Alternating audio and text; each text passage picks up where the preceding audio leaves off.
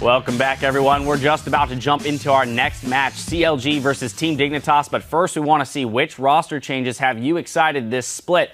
First, we have at Cartho Nasty, who writes, I'm excited to see how CLG utilizes two mid laners. Who gets the start? Do they switch between games or between weeks? Only time will tell, I guess. Yeah, I mean, whichever one they do end up going with, there's the saying, competition breeds excellence, right? So both these guys competing with each other, the hope is that they push each other to greater levels. Right, and then the idea that having two mid laners, if they do specialize in different things, might put pressure on other teams. Our next one comes from @Zero, who says all tech to gravity. Playing with Bunny Fufu could make for one of the deadliest bot lanes in NA with their hyper aggression. Yeah, back when Bunny Fufu was with Cop, they kind of balanced each other out, right? It's like, go in, no, I don't want to go in. Now, I don't know what's going to happen with that entire team, because Bunny, I hear he's stepping up as the shot caller lately, and they're trying some things out. So that's going to be very interesting to keep an eye on. Well, lucky for them, Cop is still around. Maybe under the tutelage of Cop, Alltech will, that bot lane they might temper him a little bit. Well, keep those answers coming our way. We're at LOL Esports and use the hashtag LCS. But now let's shift gears and talk about our next game, CounterLogic Gaming versus Team Dignitas. Now, last split, CLG had a good regular season, but they fell apart as they approached the finish line. Now, the team's owner, Hotshot GG, was very vocal that he would be willing to make big changes, but didn't go as far as some were expecting. Well, the first change they made was Link is out from the mid lane, and they brought in Pobelter and Huhi to take the place of that. And Huhi, he's currently in Korea right now, resolving some visa issues. So Pobelter is in for this week. And the thing that you were talking about, where if they specialize in different champions between Pobelter and Huhi, they don't at the moment. And they have very similar play styles, and I give the edge in terms of just laning to Pobelter. So right now, I can't think of a scenario where you would use Huhi over Pobelter, but right now, maybe things will change in the future, but Pobelter's on stage. I have heard a lot of good things about Huhi, but yeah, right now, definitely going to be Pobelter because he's not here. It makes the decision easy for week one, so there's the answer to that. But they also have some changes in the coaching staff. True. They brought in a new head coach, CLG. They have had a lot of problems with coaching, throughout the organization's history. Their new head coach is focused on, more of the team environment. This guy on your screen, this is Zixlol. This guy has been with the team for an entire year. He was the analyst. Now they're moving him up to be the strategic coach, I think they dubbed the title. Basically, he's going to be an empowered analyst, and he's also going to be up there for the picks and bans. Still going to play a very important part for the team, as far as researching strategies and doing pick bans and all that sort of stuff. Now, another thing I think is really important for the new coach that they're bringing in, this Blurred Limes guy, is managing these teenagers, especially since they do have the two mid laners that are competing for one spot. You have to manage that very closely because you want them to push each other, but you don't want them to get to the point where they're hiding things from the other mid laners so that I get to be the starter this week. And you want them to work together. They're on the same team. Push each other, but you're still on the same side. Right. It definitely will be interesting to watch the organization explore having two people for one role. Now, for Team Dignitas, they are back after successfully defending their spot in the LCS against Fusion in 5 games. But despite the disappointing finish last split and being forced to fight in the promotion tournament, the team did not make any off-season changes. Yeah, Team Dignitas, I mean, Odie especially, has been an owner that's had that philosophy that the sum of the team is definitely greater than just the individuals. He really likes to keep team together just to try and build up synergy and try and build up the camaraderie, the team atmosphere. He feels like that's a very important component, and there's a very high cost to roster swaps and switching people out. So he said very vocally he's not a big fan of doing it. If they do a roster swap, it's because he absolutely thinks it's necessary. Yeah, they've had time to work on it now at this point. And Zingy's no longer the new guy. He is the jungler of Dignitas, and he's had time to synergize with top lane, bottom lane, mid lane. So right now, what do they bring to this game that's going to be different? Because it was very disappointing when they got taken to 5 games by Fusion, and Kiwi Kid had to pull a 5-man Alistar ultimate Q out of his butt. His bungus. They took it down to the line there, right? This is a team that, sort of barely qualified and got back in. So that's why people are surprised that they're keeping the same roster. They're hoping that they can build on it, though. Yeah. All right, well, we're about to find out. Now, we're going to send it over to our casters for the play-by-play. As we go, Zion Spartan shares with us how the team has been adjusting to Pobelter taking over the mid lane. With the change to Pobelter in the mid lane, that makes like a huge change to our team and our team dynamic, because Link was like the main shot caller and he did all of that before. So now we're having like shifts in shot calling, and we have like a different kind of player mid lane, and you know, there's that whole new player infusion that kind of like boosts the whole team morale. But I just think there's a lot of changes besides just the one player change in terms of how we play as a team a little bit, and it's definitely gonna like affect how well we're gonna play. But I think it's gonna be changes for the better in the long run.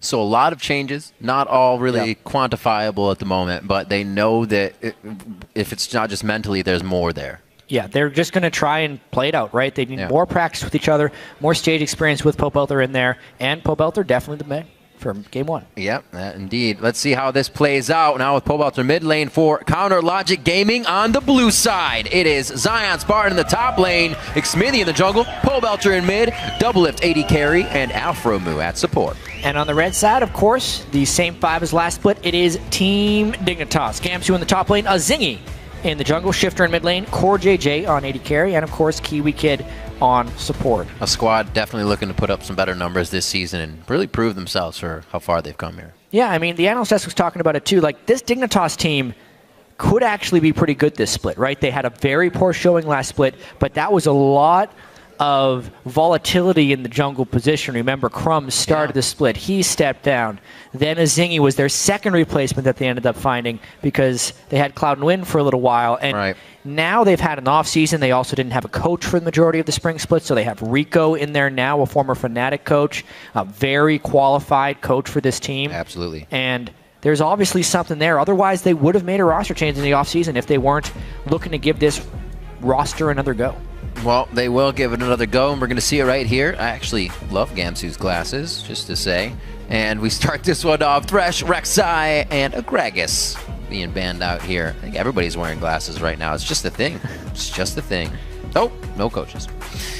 Could be wrong about this, but it looked like Gamsu's glasses were very similar to Hooney's new glasses. Ooh. Something about Korean top laners in LCS. Yeah, we'll have to see. Well, Zion will be able to participate in the glasses war versus Gamsu in the top lane. Yeah, Jarvan ban actually is pretty interesting. Gamsu's top lane Jarvan was devastating. Yeah. All the way back in the promotion tournament, and we get a Bard ban. People ban Afromu's Bard so much. You ban one support, he's going to first pick another one. Alistair's locked in. Yep. You got to remember how big a factor that Alistar was for Kiwi Kid to get this team back in the LCS as well during their, let's say, promotion tournament. Or stay-in tournament, if you will, for them. And they will lock in themselves. Core JJ going for the Kalista, and Azingi decides to go with that Sejuani. He's also been able to play that Jarvan as well. So that was a good ban there by CLG. Yeah. Interesting right here. Oh, wow. Xmithy goes with the Lee Sin. So the two big-time junglers banned out, Gragas and Rek'Sai. Right. And now we have Team Dignitas going with the teamfight jungler, and CLG almost going back to their bread and butter, an early pressure jungler for Xmithy. Not what most teams have been finding success with lately, but Lee Sin always finds a way to come back. One thing I do want to talk about as well is the Ashe lock-in right here. Ashe, fairly successful in the European LCS, obviously had that big rework, but a lot of the power that Ashe used to have would have been in the gold generation you could get from the Hawkshot. Yep. That's gone, and a lot of the power has been deferred into Ashe's early game. So the laning phase of Ashe vs. Kalista is actually really strong for the Ashe, and that could be what CLG is picking it for. Double Lift does like to be aggressive in that laning phase, whatever can get him to a safe mid-game of farming. The team can do whatever they want if they want to fight. Looks like could have Shifter's Azir. We've known Shifter not to be super explosive in the laning phase, can sometimes fall behind, but it's about the team fights for him and cleaning up. That's what you can do on Azir. Yeah. Hopefully they can do with the rest of this composition. And no bans at Kiwi Kid's Annie. That is his champion. Yeah, they got rid of the Alistair, which Kiwi Kid did great with in the promotion tournament. Afterwards, Alistair is great as well. But the Annie is the playmaker for Team Dignitas, and it creates openings in team fights if he can get that going. I mean, it takes a lot of pressure off of Azingi to land great Glacial Prisons if Kiwi Kid's always starting it with the Flash Tibbers. So the team fighting that Dignitas is putting together from a team comp perspective is quite strong. Quite strong indeed. So far, either a bit of an engage or headbutt disengage if they want. A lot of things can throw people around or freeze you up right now, and a whole team to lock you down, so a Kog'Maw can be spitting in your face. It looks like Pole Belter will be locking that in for the first time around. All right, so a tank team, Ashe, and the long-range poking there from CLG. A lot of early pressure from all the lanes except the mid lane, where I guess Pole Belter will be that late-game insurance, absolutely, so to speak. We even saw falling behind. It still works from Incarnation earlier. If that Kog'Maw can't do what it needs to in the laning phase, it'll still hurt in the fight phase. Could be a Gnar here coming in for Gamsu as Dignitas rounds out their composition for their first game in the LCS. It's going to be against Counter Logic Gaming, two long-standing teams with quite changing rosters throughout the past year or so.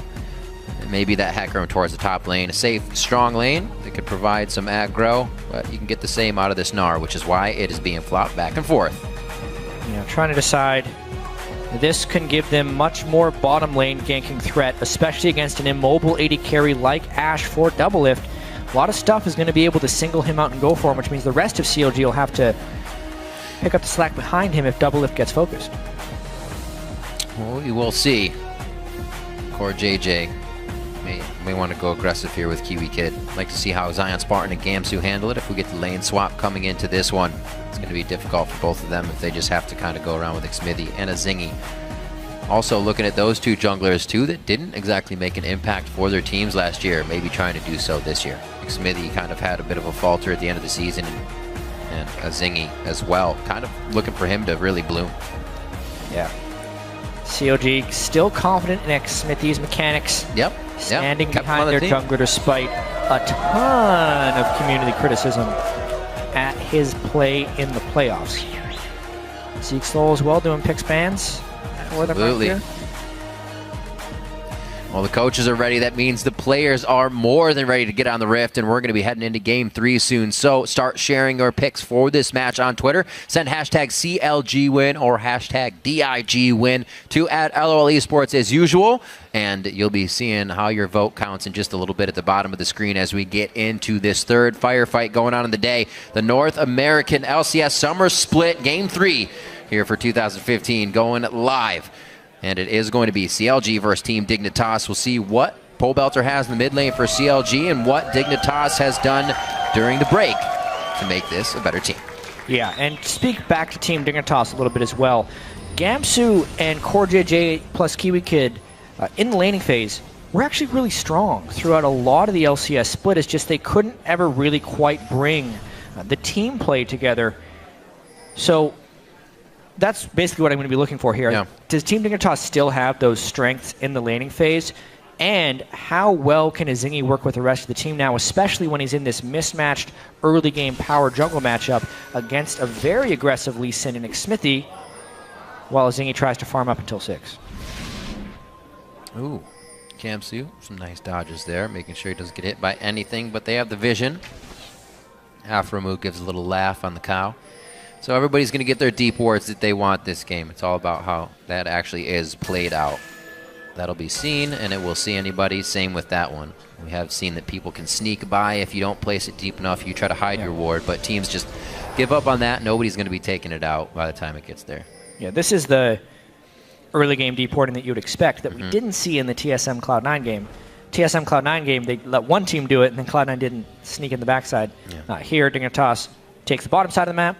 CLG takes the top side of the map, and this is the CLG game, honestly. When they were near the top of the North American LCS standings throughout pretty much the entire spring split until they collapsed down the stretch, they were out lane swapping people and beating them that way. So it makes sense that they want to do a lane swap game here. Very true. It was usually that Morgana that they would pick out in the early game. You can still get great ganks with an Alistar, no problem there. But it won't be the dark binding, so Aftermove taking a very tricky route to get these in. It'll be very interesting to watch. Wow, they're taking 1, 2, 3 camps right away. So Xmithie's going to have to run straight down to his next jungle. This will be interesting, actually. I wonder if they're going to make a run. I was going to say, I wonder if Xmithie's going to make a run for his own red, but that would be far too dangerous because they're they're jungling to the strong side of the map for them, which is where their AD carry and their support is. Immediately, Kiwi Kid should actually go down and get some control in the red side jungle to prevent xMithy from making it down there. And here we go. They're going first gank for Shifter. Yeah, they may actually just do what you were saying, Chat, with the power of Zion Spartan and xMithy as well, but they knew they would run into a bit of back and forth. However, this might give him the pressure for his red, or at least the 2v2. No, there's that power you're talking about of the duo bot lane. Here's Kiwi Kid. Yeah, not with Alistar still sitting in the top lane. That too. I'm actually curious there. Even though Gamsu was near the gank in the mid lane, I don't think he was ever revealed.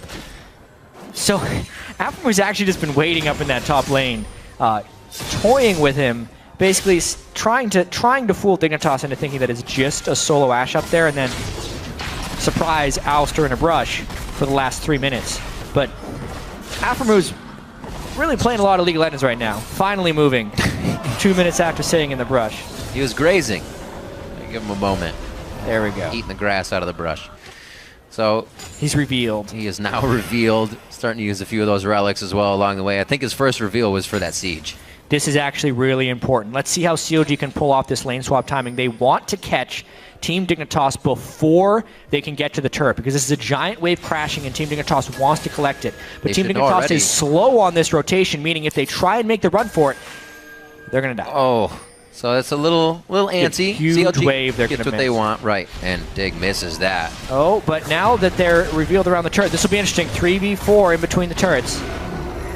What a game.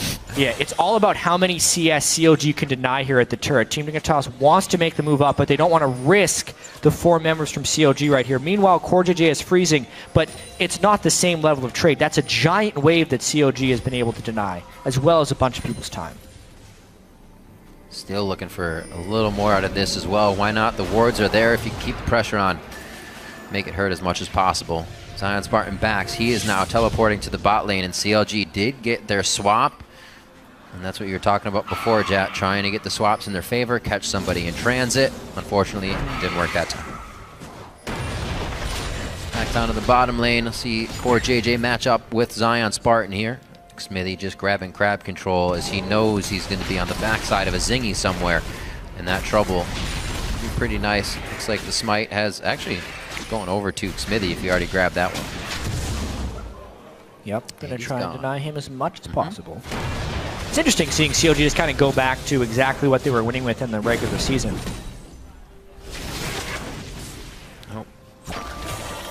No auto after. Volley didn't stick on Gamsu, so no crit there. But you're right, just to kind of push everything to the waist. It's weird that they went away from it, I think, in the first place as well. It worked for so long, and it was the way they won games single-handedly. Yeah. Well, there were several, I'll call them novellas, written by CLG or former CLG members during the offseason. Yeah. Tons of infighting, so a bunch of reading to do if anyone wants to know the inner workings of the CLG team. But we'll call it drama that happened online. So it's very interesting to me after reading all that the way CLG comes back is almost exactly the same as the way they were winning in the North American LCS spring split that they went away from in the playoffs. And then they're just like, you know what? Why did we ever change? We're just going to play these ways. Slightly different champions here. Kog'Maw mid, Ashe AD carry. But as far as the early game lane swapping game that they were so good at, they're just doing it again right here. Maybe Pobelter is that dynamic that now offers a little bit more aggression or unmeasured ability. Link would always get his roam on, get a few kills, but I see Pobelter, best set in A, doing that a little harder sometimes. And we'll see if it pays off for him. That was the switch they made. Like we said, they also have Huhi to put in that mid lane if they do decide to do so, but many think that Pobelter has the higher skill cap there. 45 to 41 so far against Shifter, not too bad in the mid lane. We saw Incarnation take quite a beating and still do well. But staying even in CS is going to make this Kog'Maw hurt quite soon. Yeah, this matchup in particular does actually favor Azir early. Azir can shove in early on and force Kog'Maw off a lot of CS. Once Kog'Maw gets level 6, he can start to equalize because then he can start shoving back. The fact that Pobelter's okay in CS actually means he's winning that lane. Being up 4 is actually being up about 10 more than he's expected to be up. Well, yeah, he's supposed to be down, and he's actually up. Right. So backing from both junglers. Looks like they will be able to get their Trailblazers just about readied up. We already see that Zingy is back into the jungle, but he hasn't been able to provide too much other than defense for the team so far. It looks like they're allowing CLG to kind of have this upper hand. Yeah. Maybe it's to stay safe. Just let him level. It's not hurting him too much. Yeah, honestly, Zingy just wants to farm until 6. Right. And Xmithy hasn't done much to shut him down. They had the nice little lane rotation early. But beyond that, Zingy is out-experiencing the Lee Sin and still able to hand his blue buff off to the mid laner. Therefore, the Team Dignitas, let's hope we get a good team fight with a level 6 Annie and a level 6 Sejuani before Lee Sin can run them over, is working quite well. Only a few bits of the early game when teams were walking back to their lanes and figure out where they were going. Did we see that aggression towards the middle? It seems like Dignitas has kind of gotten everything they wanted out of invading there. Now that we're matched up in the top lane, it's not duos, it's support and top laner versus Doublelift and Aphromoo now. Let's see what happens with Core JJ getting all this free farm to himself. He actually is down in CS. A little bit of aggression that he found there from Zion Spartan. So slow game right now for Dig, and they keep getting found out here from CLG, which is going to make everything they do just the right thing in these next few moments. If they can put these pieces in place, the ganks are going to be so much easier when you know where Zingy is. Yeah, as long as they arrive beforehand, because I mean, Zingy has done it. He's made it to level 6 already.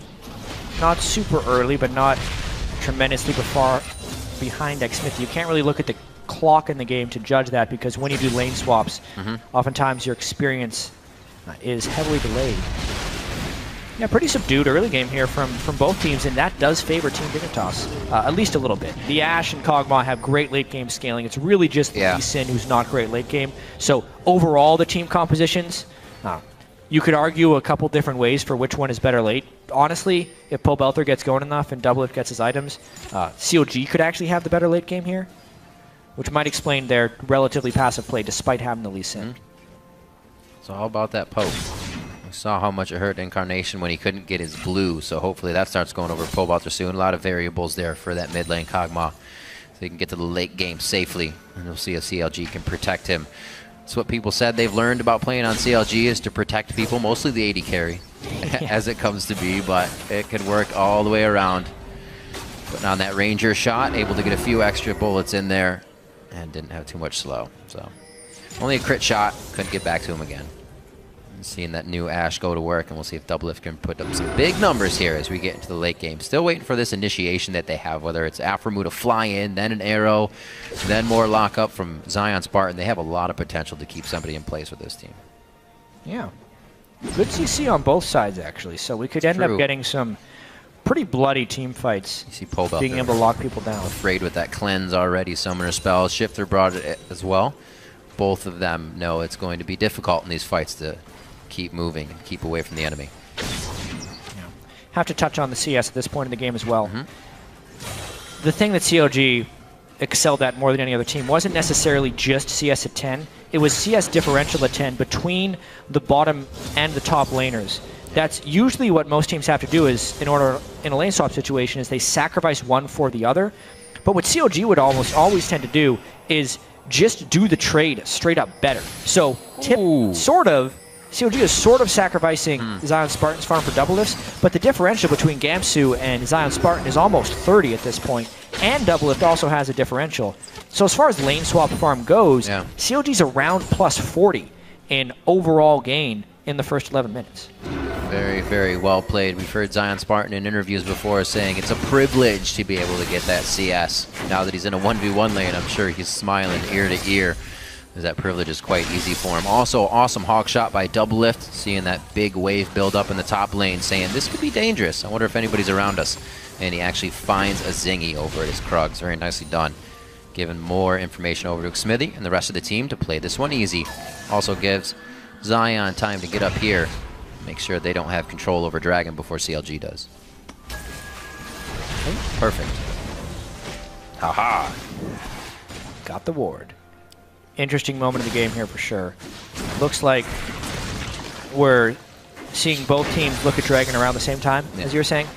So the top laners moving top lane with their teleport. CLG not able to pull a huge advantage from the lane. So if they haven't been able to get any roam kills with Lee Sin and Alistar, which is somewhat disappointing by CLG early game standards, Right. meaning they're probably going to have to get some of their kills from a team fight, where if Kiwi Kid has his way and gets red initiation, may be fairly difficult for CLG at this juncture. Although, of course, all CLG really needs is a level 11 Kog'Maw with Luden's Echo, and then they can start the pre-fight poking forever. Seems so far away, though. That first blue buff, never given to the midder. Well, Pobelter will get one soon. He'll be fine. We'll see what that tier actually is for him right now. 349 out of 750, so he's got an okay clip on that. And it shouldn't be too bad. Shifter trying to push that lane up. Looks like he's actually going to go grab his blue.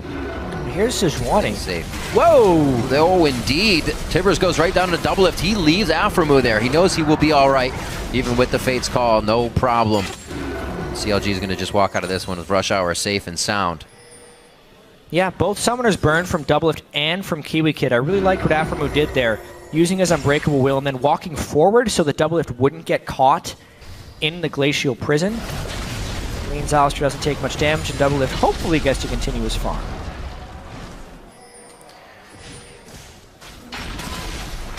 Oh, Shifter finally gets his blue. Thought he would have to go down bottom lane to help with that little tussle back and forth. Another game, though, without kills coming into the early part here. Teams are very, very safe and measured as they come into these. Never really wanting to give anything up. Maybe afraid of a bit of a mentality tilt that you'll find at the beginning of the season since you haven't played too much and you're really not in the flow. Who knows? There's a lot of variables as these teams come in. Oh, he flashed straight into it. This is where the CC gets piled on. And as I say, it's a tempered game. First blood comes from the Ash Arrow of double lift and the kill to Xmithy. Flash sideways, man. The arrow's going to keep going in a straight line. It's not going to juke for you. That moment when you wish Kiwi Kid could Fate's Call you too? Yeah. Can't work. Please help. That was just poor flash there by Core JJ. CLG gets the kill. First blood ends up going to Xmithy. I'm sure CLG would have liked to have that over on a double lift. But now that they've been able to pull a kill in the bot lane and get a turret, it's time for some crowd control. Trying to see a little movement from Gamsu there. I thought he was hauling ass all the way down to Dragon. I thought it would be weird. They're down numbers, but he stays in the top lane. Looks like he's just putting a ward down towards Crab. Oh, Belter a little too antsy in the pantsy. He misses the last soldier. Zingy flashes over and just bops him on the head with the flail. Kathy in surprise will not hurt Shifter too bad. He stays in lane. Yeah, nice knockback there by Shifter. Pobelter, as a Kog'Maw with the Luden's Echo, never has to get close enough for that to happen. But he was getting a little greedy with his CS, and Shifter did a very nice E-dash move where he queued as he was in the air for the extra extended range. Surprised Pobelter and ends up getting the kill. The Banana's ear. Oh. We need a great word for that. We do. Banana's ear is pretty half-assed. Banana's ear. We'll come up with one. We'll get it. We'll get it. Maybe Banana's ear is the best we'll ever do. Maybe it is. We see a Zingy was just heading towards the top lane, trying to just be present in every lane for his team right now. And with that, he may have given up more pressure here than he wanted, but Kiwi Kid and Core JJ are on it, I think. Smithy's actually just taking these shots. He really wants it. He's like, come on, guys, I'm with Dragon. There is Sejuani ultimate up. Danger Dragon right here. Aframu's ult back up again. They put Kiwi Kid into a bad spot. Fate's called out, and that's only for safety. You don't think he's going to be thrown back in. Oh, they threw Kiwi Kid backwards. Kind of saw the camera catch it there for action play, and it was the Dragon taken down. Went over to a Zingy. Very nicely done. Yeah, so first Dragon for Team Dignitas. Yeah, the turret went down to the top lane, but not because of what was happening at the Dragon Pit. It's actually a big advantage when you can have the same number of investors in a Dragon fight, and one team gets it without suffering any real dangers as a result of having people there. So Team Dignitas down in gold thanks to the turrets, but that's mainly from the lane swap. The Dragon could maybe keep them in the game. Not too much damage onto Pobelter just yet from those sand soldiers. That global hawk shot, though. Yeah, it's going to be paying off big. Look, Aframu moving in, easily able to place a ward without hesitation there, and then the rest of the team can move on that action instantly. They don't have to wait. They get a few hits onto the turret. At Hawkshot definitely being used to full effect here by Doublelift, even only for a few bits of advantage. We have Gamsu, Zion Spartan back in the top lane. 1 level difference here. And that's going to be another ultimate that Gamsu does not have a level of that Zion Spartan's fighting with. Doublelift in the middle, the arrow's up, and he's waiting on the side to fire this off. Just wait for it. Fog of War arrow. Shifter. Yep. Oh! Ah! Success! No, not really. They don't get any turret damage because of that. Just missed the flights on the end of the arrow. Yeah, so CLG does have the level 11 with Pobelter on the Ludens Echo, so they're trying to set up camp here in the mid lane. They just need to be able to successfully land some poke and get people off the turret. They did get Shifter off the turret, which you can see now, Team Dignitas even using their Rangers Trailblazer Smite to clear it off, which ends up being enough. There we go. Something about this Team Dignitas team, having Kiwi Kid on Annie creates just so much pressure because you know at any moment he'll go and make that initiation. It's literally, if you didn't pay attention to any other flashes in the game but only his, I think you'd be all right. You have to know when it's up. He's going to dive on you. I think we've heard in his interviews before, like, yeah, I have mobility boots, I'm going in. That's not a good reason to go in. Kiwi Kid will almost always be the first one to pull the trigger, too. So that's why Annie is so good, since it's an almost unmissable ultimate. Flash to instant cast Tibbers, which creates the stun. And then everyone else will follow up after that. And instantly upgraded to distortion boots as well, so he can do it over and over and over again. 19 minutes on the clock and only a kill apiece between these two teams. And those are the junglers. Getting a little greedy here for themselves. That was a flash kill from a Zingy that was helping out Shifter and Pobelter in a 1v1 in mid lane. And we saw Xmithy himself help with that kill in the bottom lane after Doublelift was able to hit the arrow. So both fights have gone to somebody else off of not even their own fight. It's always been the counter-engage that really came into play. So blue buff over to Shifter. I believe Pobelter just got his. Unfortunately, they couldn't get it while they were pressuring that mid-turret. They just didn't have enough to relieve the pressure and come back. So we'll see how it works now that they can do-si-do with those blue buffs in mid lane. Round 2. Oh! Go forward! I should say out of his turret aggro into CLG's aggro. And that hurt. Well, that's exactly what Shifter had already done to Pobelter. That was the window for the Banana's Ear move where he gets behind him and hits him back with the wall. Right. But as it comes, an arrow flies through. Just really unlucky timing there for Shifter, and it cost him his life. And maybe 2 turrets. Doublelift able to stay on that nicely. The next minion wave actually just falls in line, and they're able to take that. Like you said, 2 coming up for those kills as well. 4-0 in turrets, 2-1 in kills. Gamsu looking to put the first stamp down for what Dignitas has grabbed here on this map. And it looks like he'll get it. He might pay with his life if they decide to pursue all the way, but they have to know they have their own guys on the back heel here. Yeah, it's 4 turrets to 0. The CLG rotation's very strong right now. Oh, and God. he hasn't even been able to finish this turret. Still 4 turrets to 0. Wow. No way. Oh, Afromu. Save the turret. It'll be down. They'll come back and they'll be able to hit it. 1 health! 1 health. Anyone. Just blow on it. I missed. You have to be in the game. They changed the screen. Yeah. No, I missed. That would have worked. Oh, okay.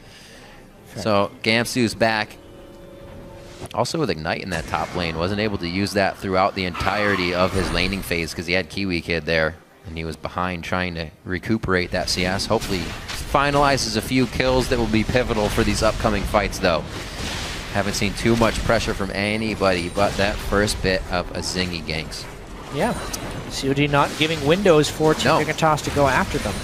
And now rotating for turret number 5. Gamsu not there. Will have to teleport in if he wants to stop this one. Oh. Watch out.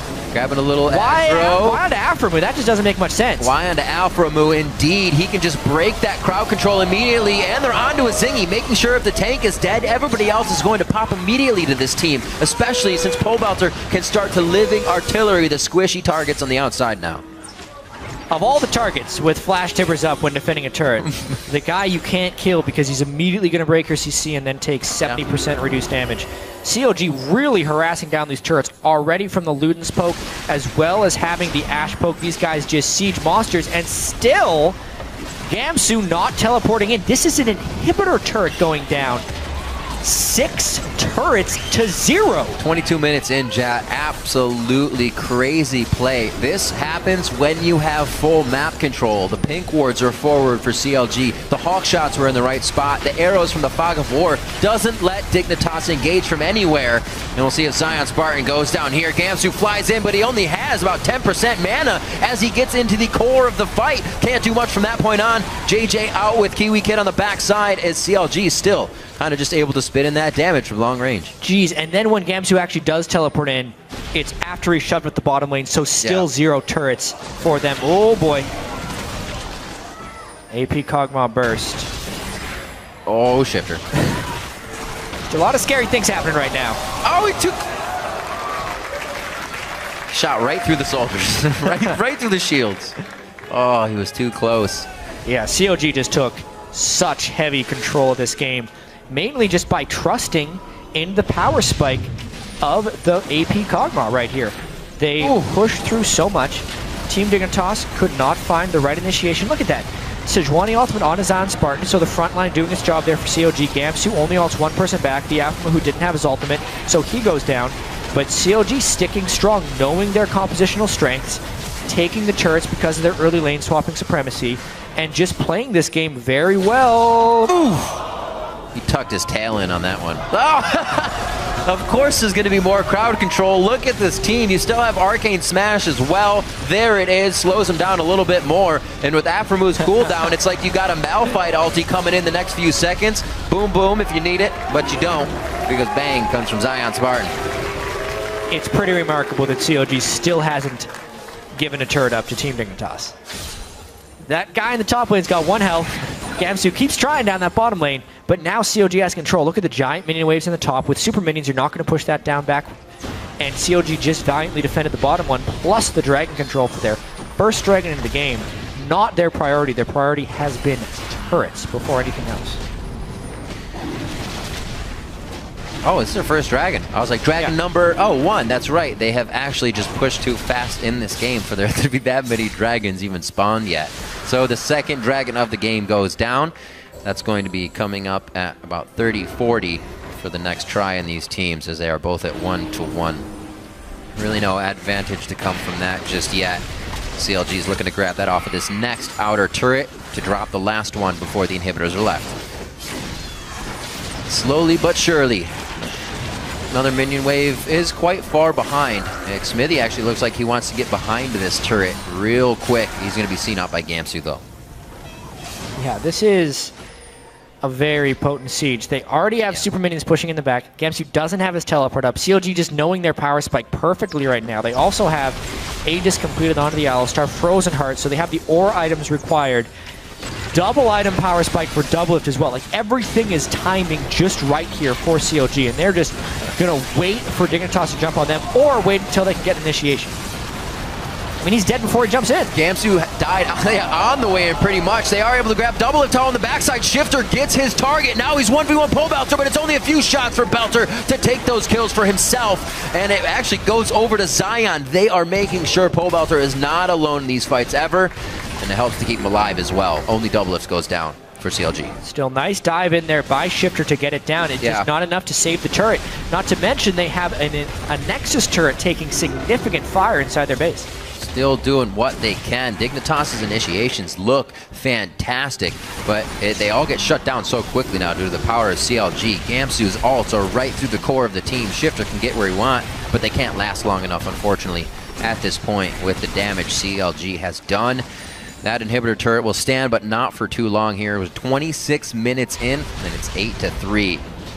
About a 9,000 gold lead right now by CLG. Yeah, taking another look at this one. Doublelift does end up getting hit a few times by the soldiers. Gamsu, you can see they're desperately just trying to get to the back line. And the back line is Doublelift and Pole Belter. Shifter gets right in on a Doublelift, finishes him off, but then he's actually dove beyond the range of anyone else on his team. There we didn't actually see Kiwi Kid get the anti-ultimates. He hasn't been on point with his anti-ultimates this game. One onto Alistar before. Look at that thing fly. Majestic.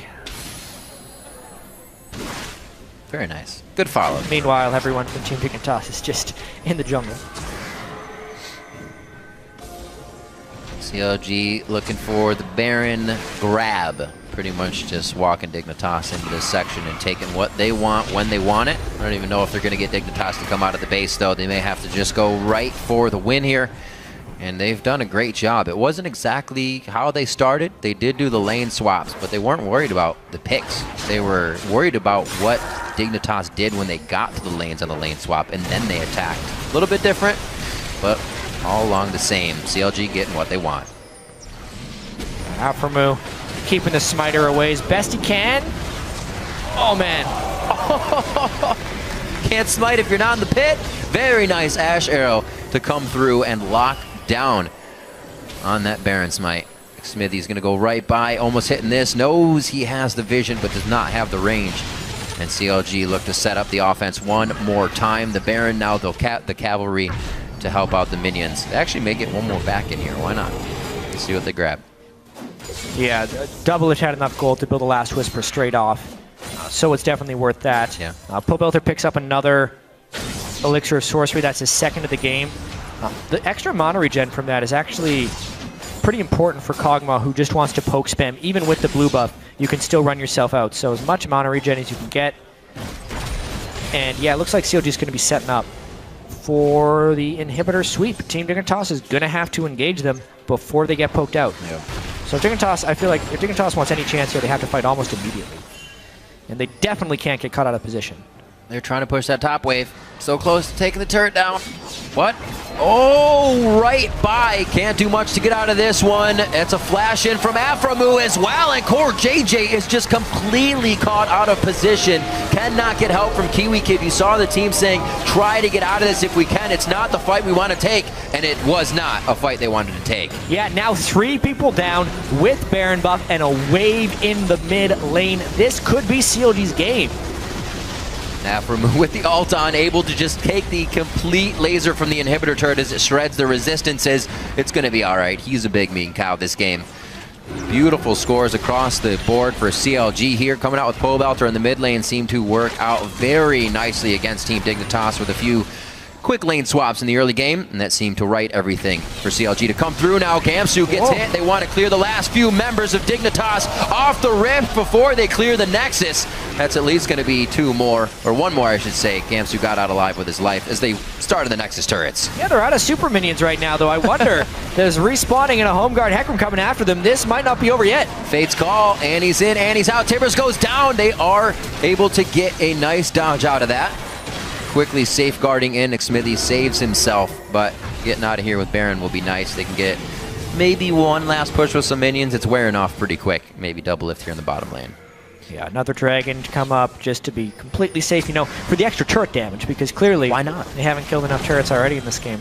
One thing that's interesting about this is last split CLG had a pretty remarkable record against teams in the bottom half of the standings, but then didn't necessarily beat all the better teams. Here we go, though. Shifter, sneaky little flash. Looks like CLG's going to get Dragon number 2. Basically, coming in with their lane swap strategy, like we've known that CLG is able to do this to teams. They can out-rotate them, maybe not to this 8 turret to 0 level, especially against Team Dignitas, a team that did no roster changes in the offseason and should be fairly well coordinated. So at least with the roster change here, no longer Link with Pobelter, especially Link doing a lot of shot calling. Right. We're kind of seeing that CLG can still do what was making them CLG last split, at least from the rotational standpoint. Absolutely. The core still lives there in the fundamentals for these guys. Yeah. Know how to execute. Exactly what Team Dignitas couldn't have happen, CLG knew would be great to have happen, so they rotate a little bit early, get a couple quick kills, 3 to be exact, and, you know, 2 inhibitors down, couldn't quite get the Nexus turrets. Baron buff ended up running out, but if they're patient, they can end this game. Really great job by CLG to keep their composition in a way that all of the crowd control is working pretty much instantly. We saw that kickback of Shifter instantly towards Aframu, and then it was Zion Spartan.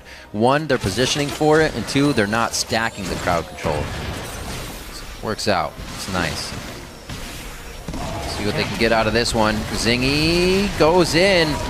He goes down quick, not even able to get the ult out there. Thought the team was following behind. Luden's Echo blows up and hits Kiwi Kid as well. They're all very low. Doublelift's getting the double kill on this one, and it looks like he'll pick up one more as the bag of chips. They go on to the Nexus turrets. They did not lose a turret this game defending their base, and Counter Logic Gaming are going to come up with their first win on the summer split. 16-3, 32 minutes in. CLG takes down Team Dignitas. And it's very rare in this day and age to win a game without losing a single turret. It goes to show how well CLG was playing these lane swaps, rotating around, always beating Team Dignitas to the spot, and then they had enough of a killer instinct to know when to go for fights. The fastest game we've seen today, 32 minutes. The other ones have been up around 45. Again, 10 turrets to 0, just one lone turret. CLG almost killed every single one. Didn't need the Dragon Control. Very few missteps there for CLG, and a great start to the season for them. Great start indeed. Xmithy looking pretty clean on the Lee Sin as he went around helping lane to lane. Early part of the game as well, they switched it up and kind of put 4 towards that mid lane. It was interesting to start. We thought everybody was going back, as you said, Xmithy's going to go for his red maybe, but they just wanted to cause trouble. Definitely wanted to make sure it was hard for Shifter to have a good game against Pobelter, but Pobelter didn't thrive, but he didn't do bad. He went even in lane, and as Kog'Maw, that's what the team needed. Yeah, and he actually did a little bit better than even for most of it. Yeah. Then, obviously, the misstep, he got solo killed by Shifter. But that was honestly the main highlight, or the only highlight, that Team Dignitas had the whole game, because they just never had the opportunities to do anything else to CLG. CLG was always in front of them on the map, always the ones killing the turret, and forcing Team Dignitas into initiations onto them. Yeah. But they had enough disengage, the Alistair and the Lee Sin, and even the Maokai with a little mini knockback, triple knockbacks basically, for anyone on Team Dignitas that wanted to try and fight him. And we saw a kind of Team Dignitas' mentality in that as well. They knew how far ahead CLG was. That point where Shifter kind of walked into the jungle to take on 4 of them. Well, obviously, he wasn't going to kill all 4 of them. They had kind of said, wow, this game is getting out of control. Maybe we can get something here, you know. We can definitely sit back and kind of figure out what happened here. Don't stress yourself out. So I think that's a good mentality for Dig. Obviously, can still come out strong in this season. They're going to have to discuss this game very much because it didn't seem like they were really on board. You can already see Rico talking there with the team. Yeah, Rico does not look very pleased with that. 0 turrets taken down by them, 16 killed to 3 defeat. Obviously, they need to do better than that throughout the North American LCS split, especially staying with the same roster throughout the offseason. Yeah, you can't really take too much of the opponent's map down if you haven't broken the outer line of turrets. We say the first one to get anywhere is the middle turret, and if you don't have any, you're probably going to be staying home. Let's send it over to Freak and Zyrene at the Telestrator to walk us through CLG's first win of the summer split. Thank you very much, Riv. Great cross of the day once again. Now, Zyrene, we had a very controlled game from Counter Logic Gaming. The start of the split going very well for them, putting out a really cool, almost poke comp in this. Yeah, it's very reminiscent of what they were running before when they were winning games last season. Nidalee and Ezreal. Exactly. They're running a lot of poke, a lot of disengage, a lot of things that can get around the map and then take objectives, because they didn't lose a single turret because they had the rotational play and they were on top of it. Yeah, and it's really cool seeing how the actual comp worked out in specifics. You've got the centerpiece is the AP Kog'Maw, right? Actually really good burst for a poke champion as long as you kind of get that first hit in. And all the champions that were picked fit so well with the composition. So having some kind of ranged lockdown, like a Sejuani or in this case an Ashe, is very good. It's not about engaging with your body, it's about just locking someone down so that Cog can follow up. Ashe sets up Cog really well. The other lineup are all disengage or defensive-focused tanks. Headbutt, Lee Sin Kick, Maokai in general, the king of defensive top lane tanks. So they're all centered around the fact they can set up Pobelter's Kog'Maw, and if something happens, they can all meet wall in front and keep things from going badly. It's honestly works really well. Yeah, I feel like the Kog'Maw was kind of late-game insurance policy for them, because I feel like everybody else on that team is really good at picking people off and catching them out in rotation. And the Kog'Maw was kind of like, if it doesn't work out, then we have at least the AP Kog'Maw to fall back on. Because they were using the Ashe arrow, just sending it down mid lane when it's like, Shifter's going to engage. He got caught by an arrow. First blood was arrow down bottom onto Core JJ. That's how they were getting their advantages, were these picks. And then that's how I kind of feel about the Kog'Maw in the comp. Okay, I guess just to me, I think anyway, to me, I feel like both are true. Where like you're right, they have all these cool pick potential, and then also their siege is quite good with that same sort of group of 5. So either way, though, we're not just talking about the composition in theoretic. We're talking about an actual clip in this game. If we can pull it up on the screen, it's fairly late in the game. CLG's already got a pretty big lead, but it's one of the only roughly close team fights this game had. These guys are amazing because right here, this just came out. That right there. That bowl is going to hit nobody. And that's going to make Gamsu have to come up from right here. He's going to engage the back line, and he's going to go after double lift. He's going to try to get on double lift. And because this doesn't hit, and also they only get a little bit of the fear off. Like, Pobelter is okay. He doesn't get hit by the fear from Hecarim. That's going to cause Shifter to have to overcommit to kill double lift, which gets Shifter killed as well. So as we roll this clip out, you're going to see Bola doesn't stun anybody. Then you're going to see Shifter's poking. He gets hit on, cleanses, runs up. He's out of this fight. He can't do autos. Gamsu goes through, doesn't fear Pobelter, and they hit double lift back. Now Shifter has to commit for double lift, and he goes too deep into the fight. He's pulling himself backwards. He's singled out by Pobelter at this point, and then Afromu and the rest of the team is doing zone control up at the front so that their backline cannot get to the backline of CLG, and Pobelter cleans house on that one. Yep. So the failed ultimates were really what made that fight there. It was actually pretty impressive. Shifter's ulti nearly won the fight for them because it knocked all the tanks back, and suddenly it's just Kog'Maw and Ashe stuck on the other side of Sand Soldiers. But what if the other ultis had hit? Alistair and Lee Sin, well, also, I mean, just keep in mind, Alistair and Lee Sin, like, knocked Hecarim back out anyway. Like, they nearly could have 2v2'd the backline. That fight could have been very different. But, of course, good play by all of CLG. Nice try by Dignitas, of course. Really a wonderful start to the season for the new CLG lineup. Either way, congrats to them for the 1-0. But for now, we're going to send it over to Dash for some interviews. Thank you, gentlemen. Here with Pobelter and Afromu. After a very solid, methodical victory there, we saw a fairly low kill until the later stages of the game. And that's what I kind of want to throw to you, Afromu. It was brought up pretty quickly into the game that it seemed like you guys were reverting back to what was working for you during the regular season of last split in terms of play style. I think we discovered ourselves a little bit better with our new members coming in as well in Pobelter. So it's really nice to have a lot of damage that we can, count on to be there in a late game Kog'Maw pick that we had. So it was nice, but I thought Dignitas also played really well, and they countered what our 2v1 strategy was to make it even. But in scrims, it wasn't going that way. We were really far ahead, of course. That's how it happened last split as well. But yeah, Dignitas actually played really well. It's just their, execution, planning, and team fight afterwards was really poor. All right, well, now to that end, the additions that you guys have made to this split, we've got Pobelter as well as Huhi coming in. Pobelter, for you yourself, how do you feel the transition has been from Winterfox to CLG so far?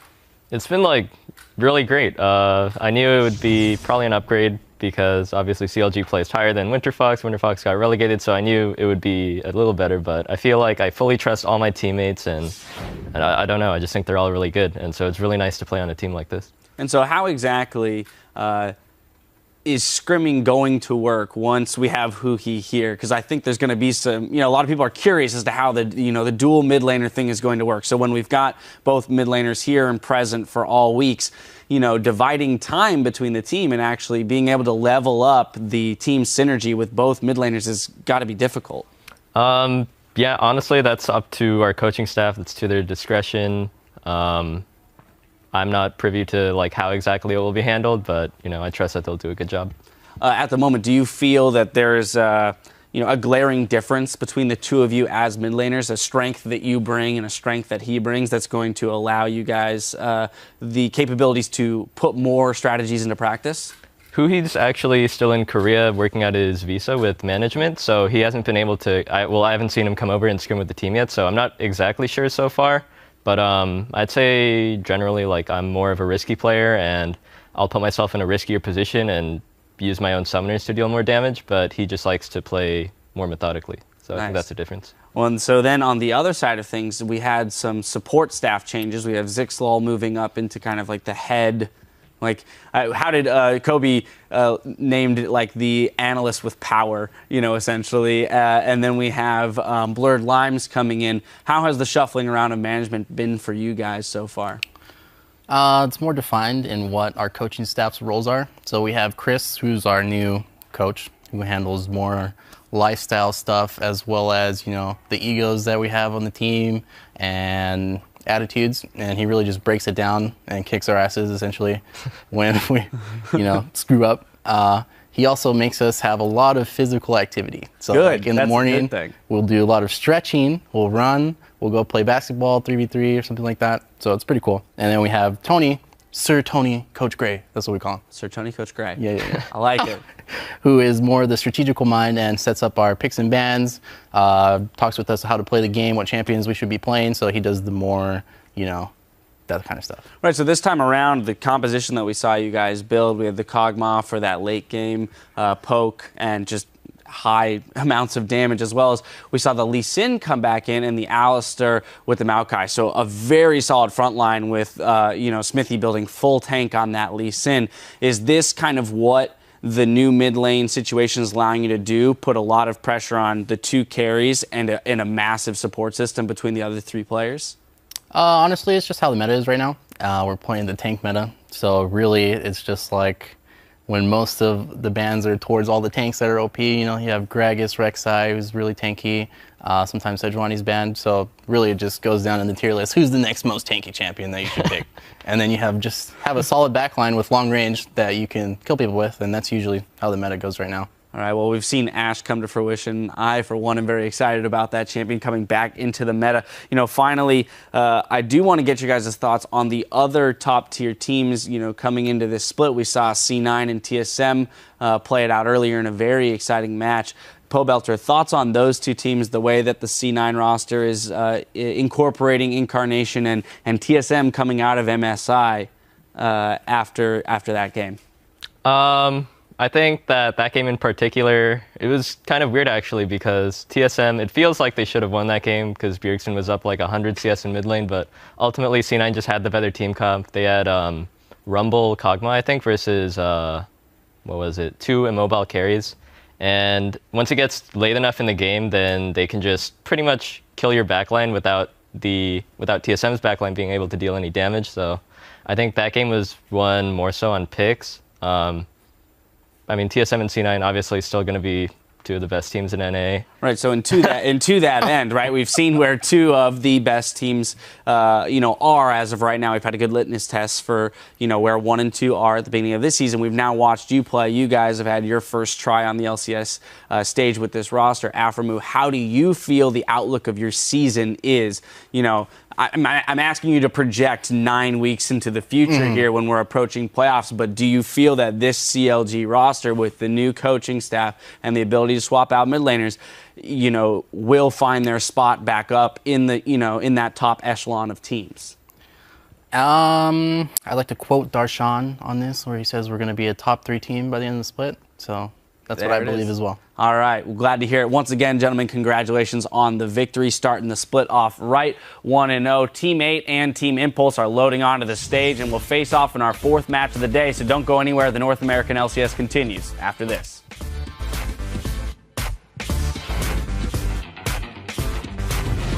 Back at LCS, boys. The dream. Hey, man. This is what living's about. We're down towards Crab. Pobelter a little too antsy in the pantsy. He misses the last soldier. Zingy. We can walk forward. I'm on. Yeah, reset. You go flash. Back up. Come back. Arrow set. Come back. Wait. Back up. 5 seconds on pull. 5 seconds on pull. Heckram's gonna home guard. Come. Can't do much to get out of this one. It's a flash in from Aphromoo as well, and Core JJ is just completely caught out of position. Following behind, Luden's Echo blows up and hits Kiwi Kid as well. They're all very low. Doublelift getting the double kill on this one. CLG takes down Team Dignitas.